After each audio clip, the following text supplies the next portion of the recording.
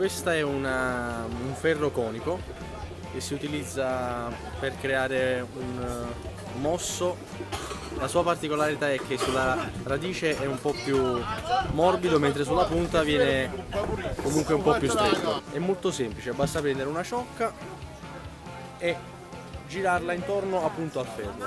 Tenere la punta bastano 4-5 secondi e l'effetto si crea in maniera molto semplice.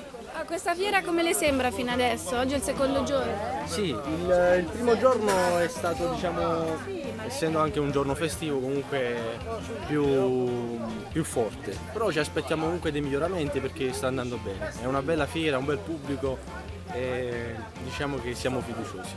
Prima volta che viene ad Ancona? No. Ho già fatto altri anni questa fiera. Una fiera dura, però comunque ti dà dei risultati. Sarebbe un gioco creativo che va a sviluppare la fantasia del bambino grazie a tutti i colori e alle formine che ci sono.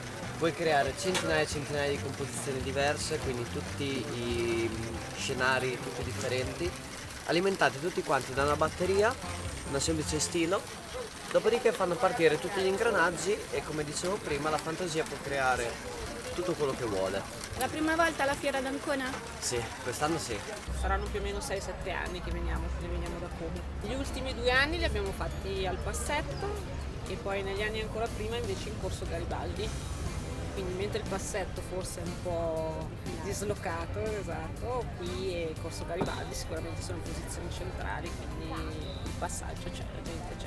Tutti i prodotti per lavorare e creare con la carta, quindi dalla fustella al timbro e altri accessori vari, sempre un banco per i creativi, diciamo così. Il matitone ha una lama avanti e ha una lama sopra. Con la lama di avanti vai a pelare la patata, per esempio, la carota, la zucchina. Questo è il pezzo numero 2 del kit. Come abbiamo appena visto, se vado di corto mi permette di fare un fiammifero e invece se prendo la zucchina, la carota, vado di lungo a questa maniera, andremo semplicemente a fare il cappello d'angelo, la julienne. Ci stiamo difendendo e ci stiamo naturalmente facendo conoscere questo nuovo prodotto. È una cosa simpatica da tenere a casa, è una cosa che è molto utile e funziona.